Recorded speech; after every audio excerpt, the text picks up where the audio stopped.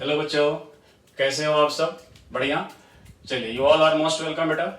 आज हम लोग इसमें एक यहाँ पर न्यू चैप्टर स्टार्ट कर रहे हैं, 11th के सिलेबस का है, that is cell cycle and cell division. ठीक है, तो ये जो चैप्टर है cell cycle and cell division, ये बड़ा चैप्टर है और काफ़ी कंसेप्चुअल है। इससे आपको तीन चार क्वेश्चंस आते रहते हैं। 3 क्वेश्चन तो आते ही हैं वैसे। Cell unit of life and cell cycle and cell division, इससे 4 to 5 क्वेश्चंस तो श्योर आते हैं हर साल।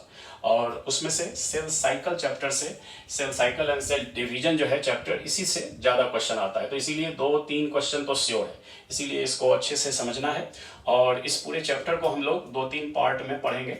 आज जो हमारे ये आज का वीडियो है वो पार्ट 1 है, फर्स्ट। ठीक है, और इसी का सेकंड पार्ट, थर्ड पार्ट भी हम नेक्स्ट वीडियो में डालेंगे, तो उसको अभी आप लोग देखिएगा। चलिए, तो आज हम लोग इस चैप्टर को स्टार्ट करते हैं। इसका हेडिंग है cell cycle and cell division. देखो बेटे, जब आप लोग इस चैप्टर को जब एनसीईआरटी में पढ़ेंगे तो वहाँ पर कुछ लाइन है, कुछ पैराग्राफ हैं, उसके बारे में हम बताते हैं। देखो, वहाँ पर लिखा हुआ है कि जो लिविंग ऑर्गेनिजम्स है, यहाँ पर लिविंग ऑर्गेनिजम्स और सेल को कंपैरिजन किया गया है। जैसे लिविंग ऑर्गेनिजम्स में ग्रोथ एंड रिप्रोडक्शन, ये जो दो कैरेक्टरिस्टिक्स हैं लिविंग ऑर्गेनिजम्स के, ये काफी इंपॉर्टेंट कैरेक्टरिस्टिक्स में आते हैं। यानी growth and reproduction are characteristic features of living organism. तो उसी तरह से एनसीईआरटी भी लिखता है कि growth and reproduction are characteristic feature of cell also. ठीक है, जैसे लिविंग ऑर्गेनिज्म में ग्रोथ और रिप्रोडक्शन होता है, उसी तरह से सेल में भी ग्रोथ और रिप्रोडक्शन होता है। और सेल का जो रिप्रोडक्शन है, इसी को हम सेल डिवीजन कहते हैं। ठीक है, तो यहां पर अब ये जो सेल साइकिल है क्या होता है, देखो इस अर्थ पर जितने भी ऑर्गेनिजम्स हैं, चाहे वो यूनिसेलर हो, मल्टी सेलर हो, their life originate from a single cell. एक सिंगल सेल से लाइफ स्टार्ट होता है, चाहे वो बड़े से बड़े ह्यूज एनिमल्स क्यों ना हो और छोटे से छोटे एनिमल हो, सबका लाइफ एक सेल से स्टार्ट होता है। अब सवाल है कि अगर एक cell, and that cell is zygote, अगर एक सेल से लाइफ स्टार्ट होता है तो बॉडी के अंदर जो millions and trillions of cells जो फॉर्म होते हैं, जैसे हमारे बॉडी में करोड़ों करोड़ों सेल्स हैं, तो ये इतने सारे सेल्स कैसे आए, कैसे बने? That is due to repeated cell division. Cell division के ही कारण 1 से 2, 2 से 4, 4 से 8, 16 ऐसे बढ़ते गए और बढ़ते बढ़ते करोड़ों करोड़ों सेल बॉडी में बन जाते हैं। ठीक है, तो ये जो डिवीजन का, सेल के जो डिवीजन का जो कंसेप्ट है, इसको सबसे पहले हमें कौन कौन बताए थे? याद करो, जब हम लोग सेल थ्योरी पढ़ते हैं तो वहां पर है रुडोल्फ विर्चो का। रुडोल्फ विर्चो का क्या कंसेप्ट था कि उन्होंने सेल थ्योरी को मॉडिफाइड किया और क्या कहा था कि new sales arises from pre existing cells. यानी जो नए सेल हैं वो एग्जिस्टिंग सेल्स से, प्री एग्जिस्टिंग सेल्स से ही बनते हैं बाय डिवीजन। ठीक है, और जहां तक सेल डिवीजन की बात है तो उसमें सेल डिवीजन तो वैसे 2 तरह के हैं, मेनली माइटोसिस एंड मियोसिस। लेकिन माइटोसिस को हम लोग मेन सेल डिवीजन मानते हैं, मियोसिस तो रेयर डिवीजन है। मियोसिस जो है उसको हम लोग रेयर डिवीजन मानते हैं। The common division is mitosis. ठीक है, तो अब अगर कोई एक सेल है और उस सेल में डिवीजन होता है, जैसे मान लो यहां पर हम एक छोटे फिगर से इसको बताते हैं। सपोज करो कि अगर ये सेल है, देखो एक सेल है, इसको हम लोग मदर सेल या पेरेंट सेल भी कहते हैं, और इस सेल में डिवीजन हुआ, इससे 2 सेल बना। देखो, एक ये, इसको हम लोग कहते हैं मदर सेल कहो, मदर सेल या पेरेंट सेल, पेरेंट सेल। ठीक है, इसमें डिवीजन होता है, 2 सेल बनते हैं। ये जो 2 सेल है इसको हम लोग डॉटर सेल्स कहते हैं, डॉटर सेल्स, या इसी को हम प्रोजेनी सेल्स भी कहते हैं। क्योंकि देखो सेल का रिप्रोडक्शन हो रहा है, यानी नए सेल से जो ओल्ड सेल्स हैं, मैच्योर सेल्स हैं, उससे न्यू सेल्स बन रहे हैं। तो जैसे ऑर्गेनिजम्स में रिप्रोडक्शन से न्यू ऑर्गेनिज्म, मैच्योर ऑर्गेनिज्म से न्यू ऑर्गेनिज्म बनते हैं, उसी तरह से यहाँ से जो एग्जिस्टिंग मदर सेल है उसके डिवीजन से डॉटर सेल बनते हैं। ठीक है, डॉटर सेल को हम लोग प्रोजेनी सेल्स भी कहते हैं, प्रोजेनी सेल्स, प्रोजेनी सेल्स। देखिए, तो नॉर्मली जो माइटोसिस है, माइटोसिस जो होता है, जो कॉमन डिवीजन है, उसके बारे में हम क्या कहते हैं कि mitosis is a cell division process in which 1 mother cells produce 2 daughter cells. एक मदर सेल से, एक पेरेंट सेल से 2 डॉटर सेल्स का फॉर्मेशन होता है। अब देखो, अब ये जो डॉटर सेल्स है ये अभी यंग सेल है, और इस यंग सेल में अब क्या होगा, जब इस सेल को फर्दर डिवाइड करना होगा, फर्दर आगे डिवाइड करना होगा, तो ये जो सेल है इसमें ग्रोथ होगा। देखो यहां पर ये ग्रोथ होकर के फिर से धीरे धीरे ये सेल बड़ा हो गया, यानी इसको हम लोग कहते हैं सेल ग्रोथ। क्या बोलेंगे बेटा, ये सेल ग्रोथ हुआ, और सेल ग्रोथ से फिर न्यू ये सेल बड़ा हो गया, और जब बड़ा हो गया तो फिर इसमें क्या होगा, आगे डिवीजन। ये देखिए फिर से ये डिवाइड किया, तो जो न्यू सेल है वो फिर धीरे धीरे ग्रो करता है, इसी को कहते हैं सेल ग्रोथ। और जब सेल ग्रो करके फिर से लार्ज हो गया, बड़ा हो गया, फिर वो डिवाइड करके दो सेल में कन्वर्ट हो जाएगा। तो यहां पर क्या हो रहा है, यहां पर जो है मान लो कि ये जो मदर सेल है ये भी कभी पहले फॉर्म हुआ होगा धीरे धीरे, तो सेल का डिवीजन हुआ, यानी जो भी न्यू सेल होता है उसमें पहले ग्रोथ होता है, और ग्रोथ होकर के धीरे धीरे वो बड़ा होगा और फिर वो डिवाइड करेगा। तो सेल का ग्रोथ एंड सेल का डिवीजन मतलब सेल का रिप्रोडक्शन। तो जैसे सेल, कोई भी सेल अपने लाइफ में पहले दो फेज से पास करता है, पहला है ग्रोथ, दूसरा है उसका डिवीजन। ठीक है, तो इस तरह से ये जो ग्रोथ और डिवीजन, यानी इसी ग्रोथ को, और ये जो सेल में ग्रोथ होता है इसमें कई तरह के चेंजेस होते हैं, और ये जो चेंजेस हैं इसमें सेल अपने अंदर के कंटेंट को डबल करता है, डुप्लीकेट करता है। और ये जो डबलिंग है कंटेंट का, ये न्यूक्लियर कंटेंट भी होगा, यानी उसका जीनोमिक कंटेंट भी डबल होगा, और साथ साथ जो अदर साइटोप्लाज्मिक कंटेंट है, जैसे सेल ऑर्गेनेल्स है, प्रोटीन कंटेंट है, साइटोप्लाज्मिक मैटर है, जो भी है सेल के अंदर, वो सब डबल होता है। और बाद में वो कंटेंट जब डबल हो गया तो फिर से वो हाफ हाफ दोनों प्रोजेनी सेल्स में यानी डॉटर सेल्स में बट जाते हैं इक्वली।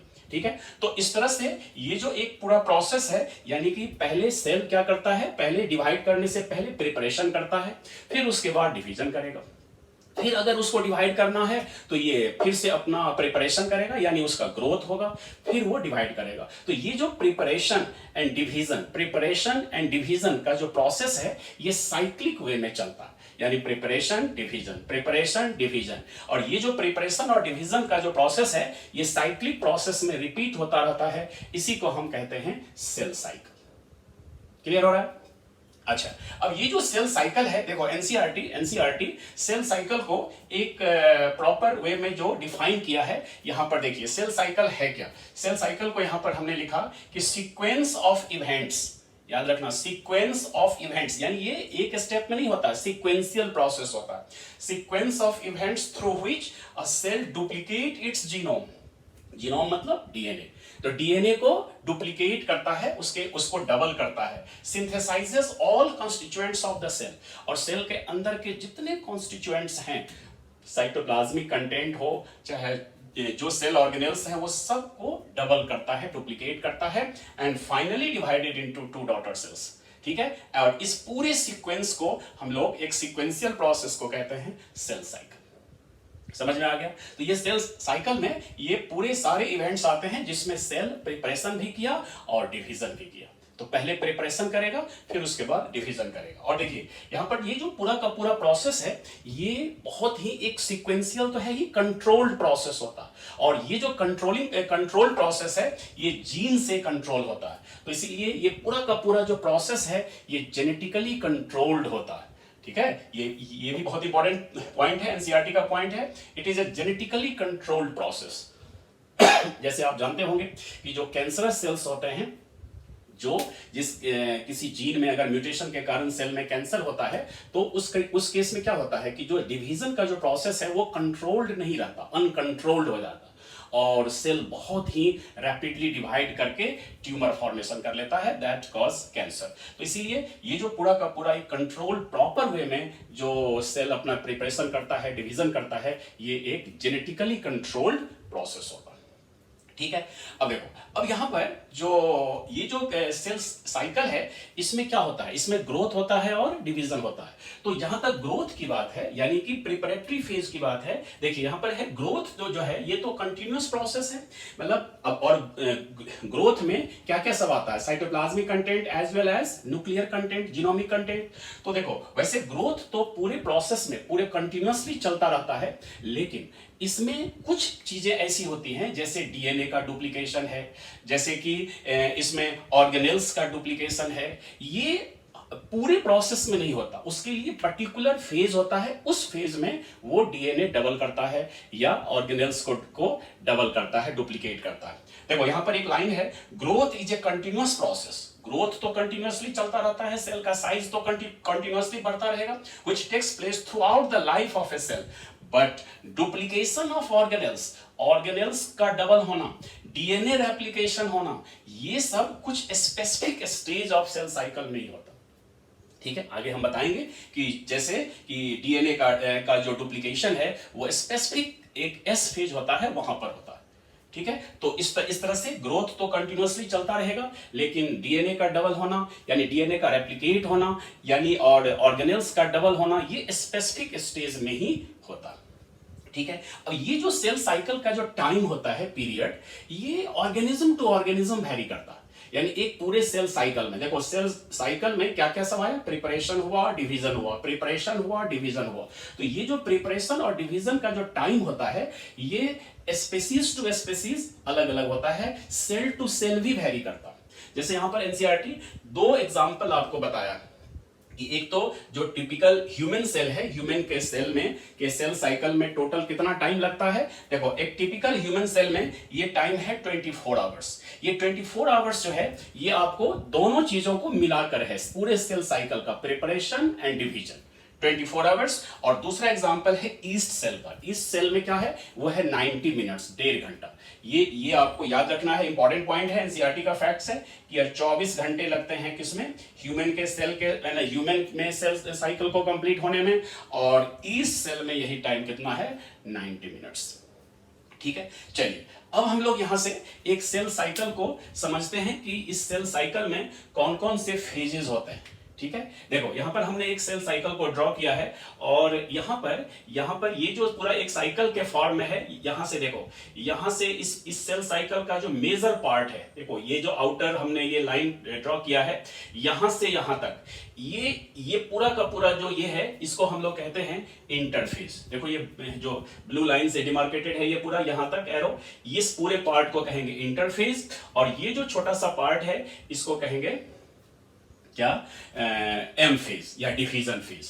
देखिए अब ये जो डिवीजन फेज है ये काफी छोटा होता है, डिवीजन में काफी कम टाइम लगता है, और प्रिपरेशन में यानी इंटरफेज में काफी ज्यादा टाइम लगता है। देखो ये जो इंटरफेज है ये काफी बड़ा होता है, काफी टाइम टेकिंग होता है in comparison to the division phase. यहां जो इंटरफेज है, देखो इंटरफेज को फर्दर 3 फेज में डिवाइड किया जाता है।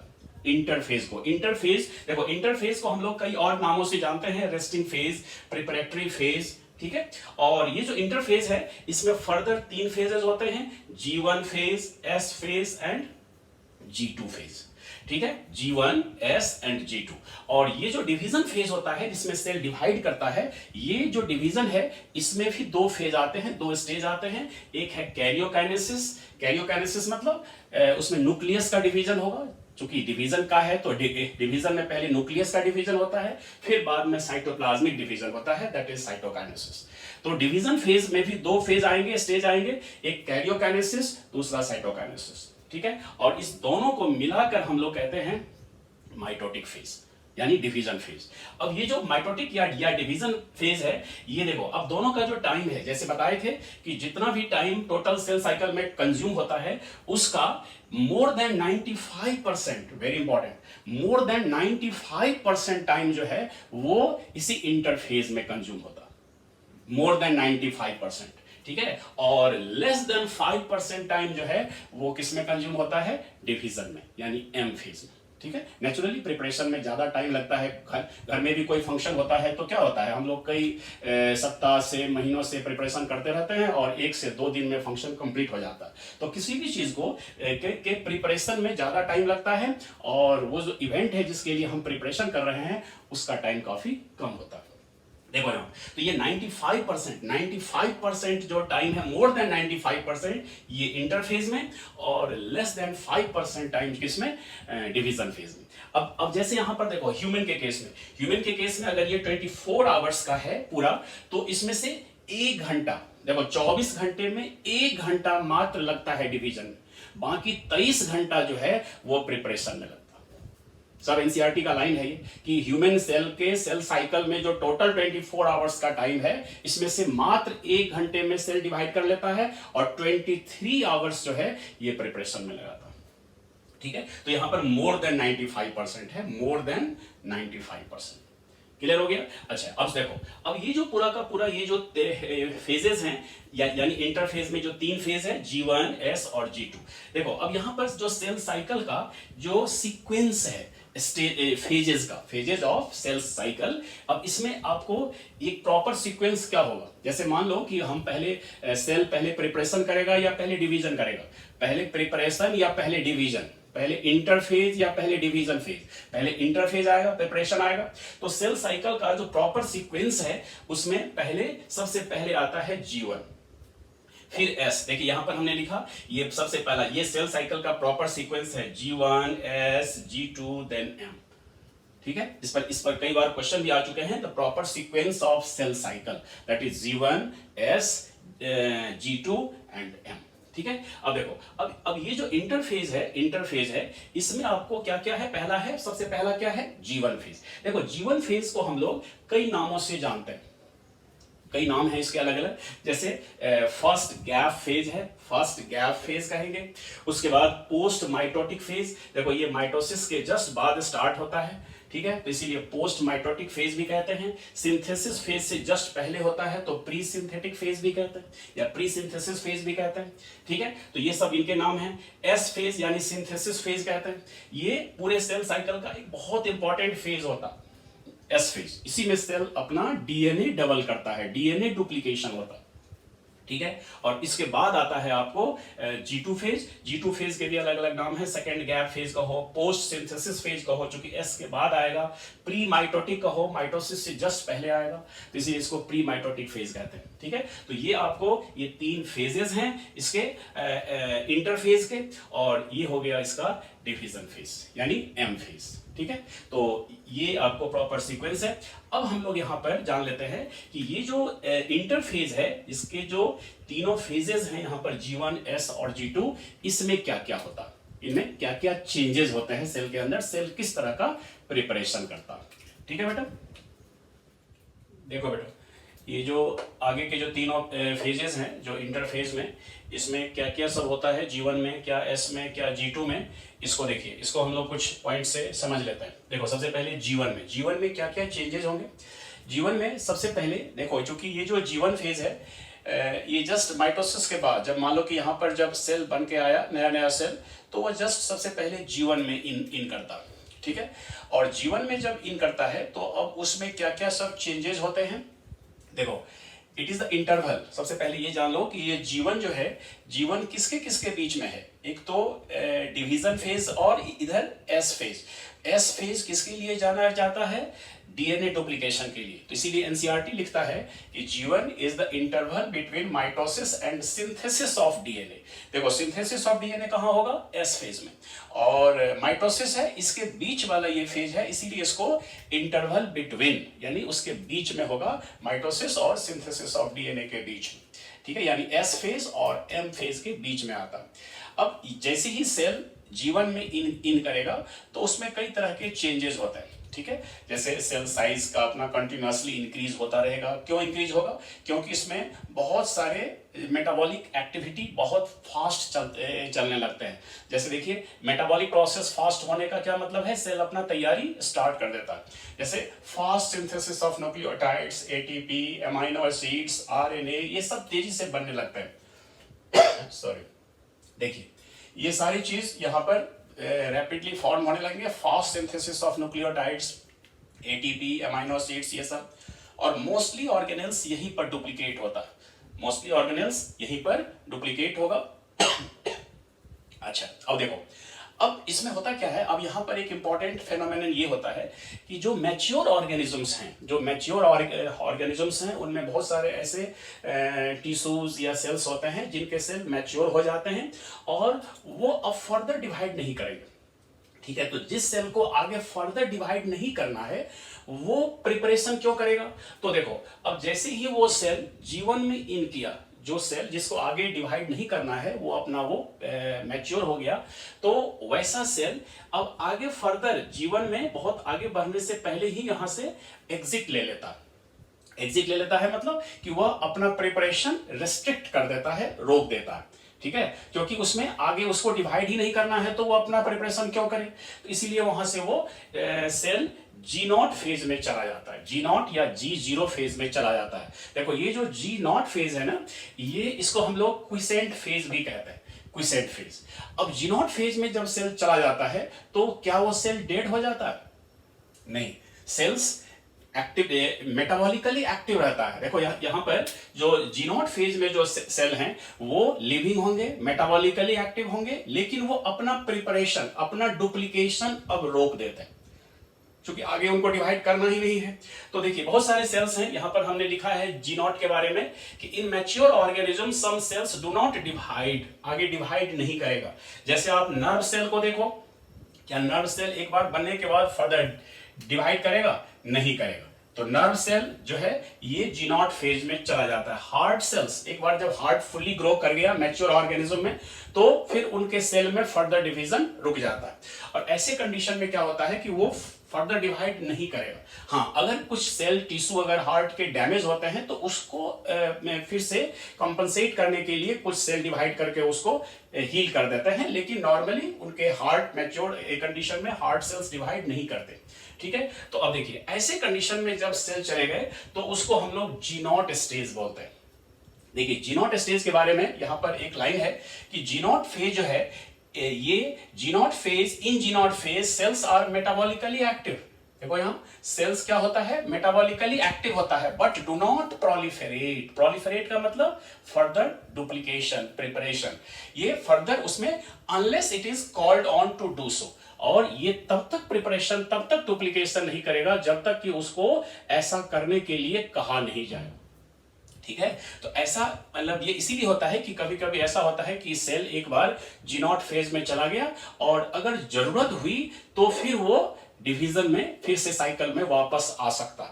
इसीलिए कहते हैं कि जो G0 फेज होता है वो टेम्पररी भी हो सकता है, परमानेंट भी हो सकता है, ठीक है। परमानेंट, जैसे परमानेंट G0 का एग्जांपल आप नर्व सेल को ले सकते हैं, ठीक है। जैसे प्लांट में भी होता है, प्लांट में पैरेन्काइमा, कोलेनकाइमा के कुछ सेल्स होते हैं जो बाद में, ये तो पैरेन्काइमा, कोलेनकाइमा तो मैच्योर्ड सेल्स हैं, लेकिन बाद में डी डिफरेंशिएशन से वो फिर से डिवीजन कैपेसिटी को रिगेन कर लेते हैं और उसी से सेकेंडरी मेरिस्टेम का फॉर्मेशन होता है। तो इसका मतलब है कि प्लांट हो या एनिमल हो, कुछ सेल्स ऐसे होते हैं जो एक बार अगर G0 फेज में चला गया तो फिर से वापस फिर से साइकिल में री एंट्री ले सकता है। क्लियर हो गया? तो ये G0 फेज की बात हो गई। जो जीवन के, देखो एक बार क्वेश्चन भी आया था कि G1 फेज से G0 फेज में कब एंट्री होती है, कब एग्जिट लेता है? In the early, in the middle, in the late G1। तो G0 फेज में किसी भी स्टेज से, जीवन के किसी भी स्टेज से वह एग्जिट ले सकता है। जीवन के मिडिल, अर्ली स्टेज से, मिडिल स्टेज से, या फिर कभी कभी एडवांस स्टेज से, ठीक है। अब देखो, अब ये सब हो गया, यहां से यहां तक प्रिपरेशन करके G1 फेज को जब कंप्लीट कर लिया, और देखो G1 फेज जो है, ये इस फेज में वो सारी तैयारी हो जाती है जो डीएनए के डुप्लीकेशन के लिए जरूरी है, डीएनए के रेप्लिकेशन के लिए जरूरी है।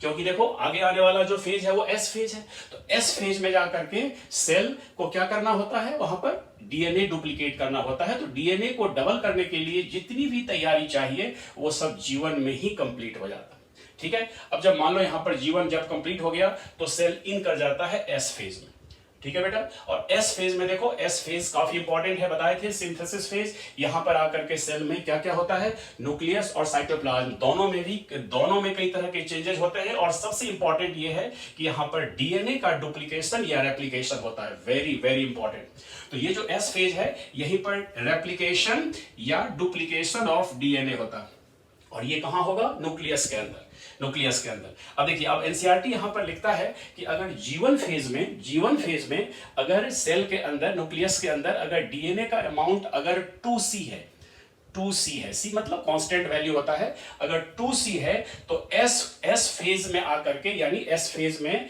के मिडिल या एडवांस स्टेज तक आते आते वो 4C हो जाएगा, यानी S फेज में वो डबल हो जाता है। ठीक है। और जब S में डबल हो गया तो नेचुरली G2 में भी वही डबल ही रहेगा, ठीक है, यानी 4C। 2C is converted into 4C। ये डीएनए का क्वांटिटी यानी अमाउंट होता है, कांस्टेंट वैल्यू कहता है। लेकिन अब देखो, अब डीएनए तो डबल हो गया लेकिन क्रोमोसोम का नंबर नहीं बढ़ता, ठीक है, क्रोमोसोम का नंबर नहीं बढ़ता है। क्रोमोसोम का नंबर अगर मान लो कि यह कोई डिप्लॉइड सेल है तो डिप्लॉइड सेल में अगर क्रोमोसोम का नंबर 2n होगा तो 2n होगा तो वहां पर इसका जो S जितना G1 में था उतना ही S में भी होगा, उतना ही G2 में भी होगा। तो क्रोमोसोम का नंबर सेम रहेगा, वेरी वेरी इंपॉर्टेंट। लेकिन डीएनए कंटेंट बढ़ जाता है, डीएनए डुप्लीकेट हो जाता है, ठीक है। अच्छा, एक चीज और यहां पर इंपॉर्टेंट है, जैसे देखो synthesis of histone protein, very very important, यहां पर हम इसको मेंशन कर देते हैं। Synthesis of